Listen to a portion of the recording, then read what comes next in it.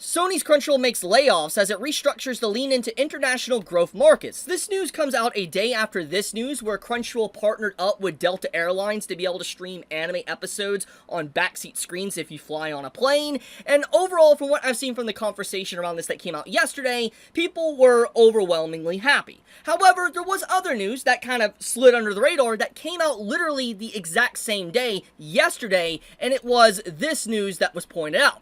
Crunchyroll is canceling select Right Stuf anime backorders and forcing customers to pay a higher price to receive their backorder.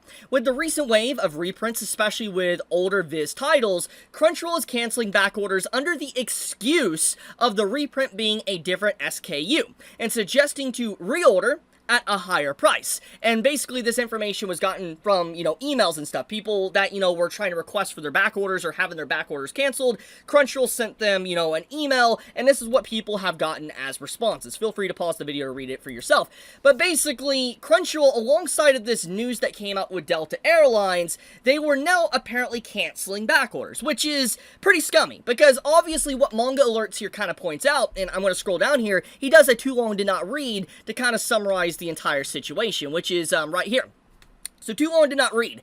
Crunchyroll's incompetence really showed up with these recent reprints, and instead of doing the right thing by honoring the price as they've done recently, they rather cancel your order and charge you more for something you've already paid for. Disgusting behavior. So pretty much there's no reason for this. They're using excuses to cancel it. And to give context to why this even happened to begin with, for instance, why these promises of, back orders had happened, is because about a year and a half, 2 years ago, Crunchyroll, or Sony, bought out Right Stuf, which was a massive anime merchandise store, basically selling manga, selling figures, stuff like that. It was a pretty big store. It was like one of the biggest, stores you can actually buy anime goods or manga goods and stuff in the West. And Sony bought it out. I made videos talking about that, and how, it was Sony building itself a monopoly. I talked already at that time, about 2 years ago, about how they bought out Funimation, how that Funimation was consumed into Crunchyroll, how we had the whole thing with Crunchyroll, assuming a monopoly, Sony gaining a monopoly in the West, there was no one really being able to compete with them,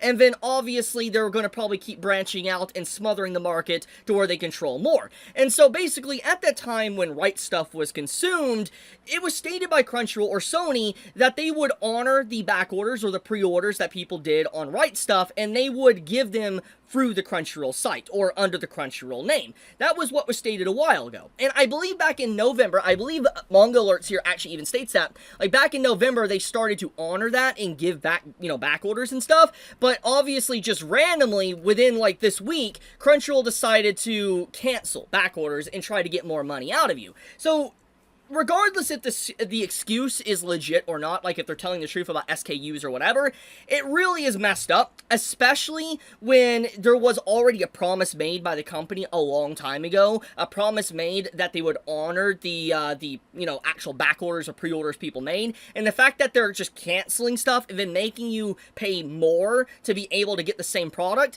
is just straight up scum. It is. And what makes this news so relevant, and why I'm talking about this first, is because obviously this news comes out after this article came out today, which I opened the video up with. Sony making mass layoffs and restructuring to lean into international growth markets. Now, why this is relevant and why I'm mentioning everything here is because this is a paper trail of clearly some signs or patterns that something is going on at Crunchyroll, and not necessarily good things at all. Now, many people might look at this news as a welcome thing, something good, because obviously Crunchyroll has built up quite a negative reputation over the years. It has. I've talked about them negatively. A lot of content creators have. A lot of people on social media have. I think in general, the anime and manga community do have a negative reception of Crunchyroll, not just because, let's say, the anime awards or anything like that, but just how they handle things, to bad translations, localization, how they treat their workers, how they still mail, all these different controversies that build up over time.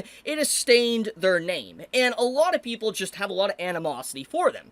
And so a lot of people are going to look at this news of layoffs within Crunchyroll as a good thing, because they're like, yeah, the people I don't like is getting fired, and most likely there will be people that you dislike probably getting fired from Crunchyroll. But What this is doing is showcasing something that is much more sinister and leading into something much worse as it continues going on. First off, we need to talk about why the layoffs are being made. First off, we know that a bunch of different companies within tech and entertainment industry for years now, for the last year and a half, 2 years now, they've been laying off a lot of employees. For instance, like Microsoft is a good example as of late. Microsoft laying off employees. I believe Sony has laid off some employees. You know, you have these different companies, these tech companies laying off employees to be able to save money because it's no longer COVID era time. You know, they're not mass producing as much as they used to, and so production and stuff is winding down. Now, obviously, Crunchyroll as a service is a little bit different from, let's say, the gaming industry, obviously, but the point is we have seen mass layoffs as the economy is hurting, as, you know, companies can't realistically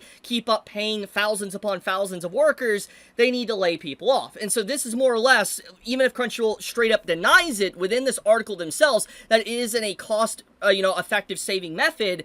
It definitely is. And the reason why we can believe that, or why they're lying, why Crunchyroll is lying about it, is because the whole situation with the, back orders, but also with Delta Airlines. Here's the thing, this partnership with Delta Airlines, everybody can know this. You don't have to be massive into financing or economics or money or anything. This partnership with Delta probably costed a lot of money. It did. The fact that you will be able to stream over 50,000 plus episodes and titles and stuff on airlines, or Delta in this case, is a pretty big deal. It's technically a massive win for anime, but the thing is to be able to accomplish like that, the licensing and the different companies involved, or in this case Japan involved as well and everything, it was probably just a legal nightmare. And so to be able to actually accomplish something like this is an impressive feat, but it definitely costed a lot of money. And I feel like because of how much money this potentially cost, Crunchyroll is having to make some sacrifices in some areas. And obviously this just could be an ironic coincidence, but there definitely is reasons to believe that most likely the layoffs are in fact due to maybe Crunchyroll not having as much money as they would like to be able to expand their business. Now, one of the big things that this article tries to point out is the reason for why they're expanding or restructuring to focus on international growth markets. They straight up outline in this article that they're not necessarily focusing on the United States, they're focusing on stuff like Brazil, for instance, or Mexico, South America, and all stuff like that to focus on those audiences, in India as well, which might seem like a good thing because obviously there would be more access to anime and stuff within these different regions. But what this is a big sign for is a canary situation, a canary in a coal mine, that Crunchyroll is now putting its tendrils into other countries and assuming a monopoly around the world. Because as I've talked about, months ago, one of the only companies that technically is currently challenging Crunchyroll that is just strictly anime is High Dive. And High Dive had some pretty bad news almost a year ago to where they had to kind of pull out of certain regions because they just didn't have the money to operate anymore. And it's very clear that Crunchyroll is choking them out. It is. They're suffocating the market. With the merchandise and everything, to now licensing of dubs and anime and stuff, they're choking High Dive out of the business. And if they start seeping into these other markets like Mexico, Brazil, or just like in India and stuff, it will choke High Dive out of those regions as well, if they do operate in those regions, or other competitors. So Crunchyroll is gaining more of a monopoly, and we're getting to see a continued increase or ramp up of what they've already been doing for years at this point, but it's reaching into the next level. They've already seeped their tendrils into the American market, and now they can start seeping it into other countries around the world. Basically, the monopoly is becoming even more integrated and even more stronger as time goes on. Now, here's the thing. Regardless if you like this or not, it's probably going to happen. Now, there is something else I want to talk about that is relevant to this subject matter with Crunchyroll, and that is the stuff with Kadokawa.